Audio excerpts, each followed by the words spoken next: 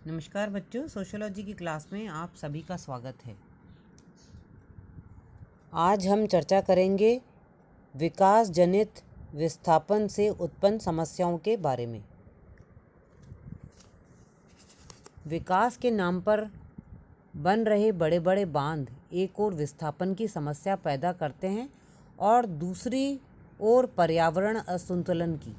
इतने बड़े बांधों के निर्माण से आसपास के क्षेत्रों में भूकंपों के आने की संभावना बढ़ जाती है। नदी घाटी योजनाओं के अतिरिक्त औद्योगिकरण, नगरीकरण, यातायात के साधनों के विकास, नई नई सड़कों, रेल मार्गों के बनने तथा खनिज संपदा के दोहन आदि ने भी देश के कई भागों में विस्थापन की समस्या पैदा कर दी है।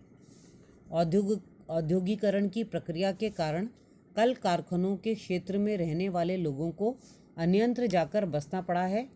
उन क्षेत्रों के आसपास का वायुमंडल भी इतना प्रदूषित हो जाता है कि लोगों के स्वास्थ्य पर उसका कुप्रभाव पड़ता है।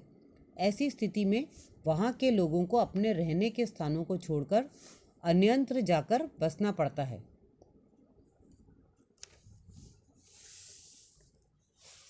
विस्थापन जिस व्यक्ति, परिवार अथवा समुदाय का हो उसे कष्ट तो होता है। यह कष्ट आर्थिक, सामाजिक, भौतिक और मनोवैज्ञानिक हो सकता है।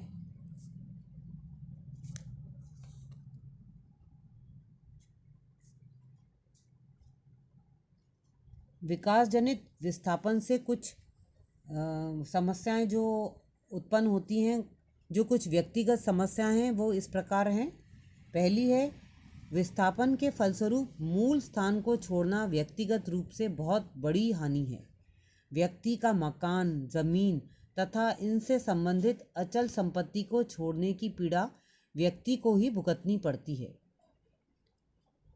फिर सेकंड पॉइंट है, मनोवैज्ञानिक दृष्टि से व्यक्ति का अपने मूल निवास स्थान से एक भावात्मक लगाव होता है। भावात्मक लगाव की स्थिति से विमुख होने पर कई बार मन स्थिति बिगड़ जाती है। अगला पॉइंट है, विस्थापन के बाद नई परिस्थितियों के साथ सामंजस्य बिठाने में भी कई कठिनाइयों का सामना करना पड़ता है। विस्थापित होने वाले कृषक, मजदूर, छोटे कामगारों को नए रोजगार तलाशने में परेशानी आती है।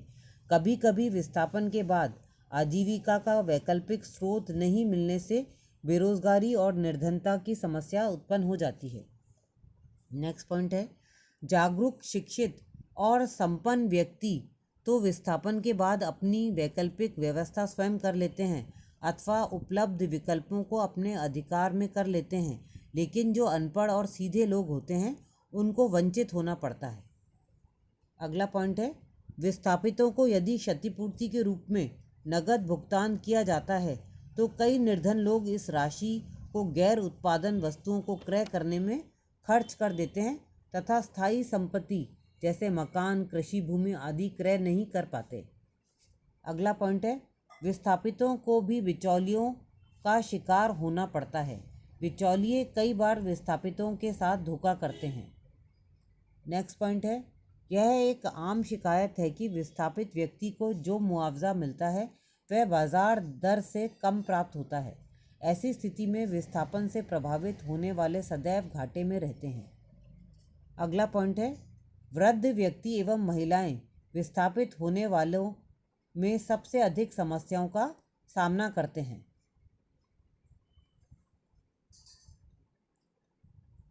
अध्ययनों से यह ज्ञात होता है कि विस्थापन का सबसे अधिक बुरा प्रभाव जनजातीय समुदाय पर पड़ा है। कोई भी समुदाय जहां निवास करता है उस भौगोलिक क्षेत्र में कुछ जमीन और कुछ संपत्ति पर समुदाय का स्वामित्व और अधिकार होता है। जब विकास के कारण समुदाय को विस्थापित होना पड़ता है तो अपनी परंपरागत स्वामित्व वाली संपत्ति के बदले कोई मुआवजा नहीं मिलता है। पूरा समुदाय विस्थापित होने के बाद नई स्थिति में पुनः बसता है।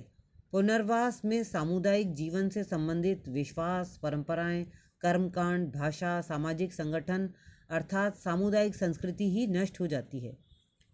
विस्थापन प्रक्रिया प्रारंभ होने से पूर्व ही समुदाय के लिए पीड़ा प्रारंभ हो जाती है। विस्थापन से पूर्व निराशा का वातावरण बन जाता है तथा उस स्थान के सभी विकास कार्य रुक जाते हैं।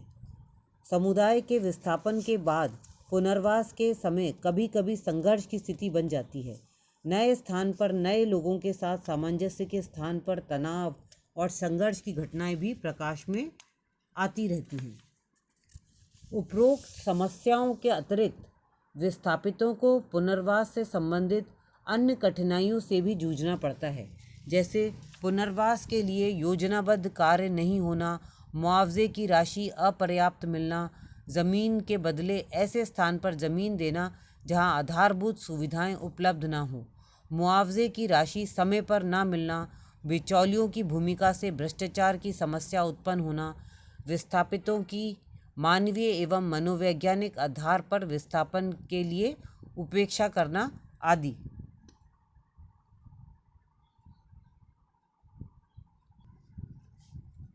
तो बच्चों, आज की क्लास में बस इतना ही। धन्यवाद।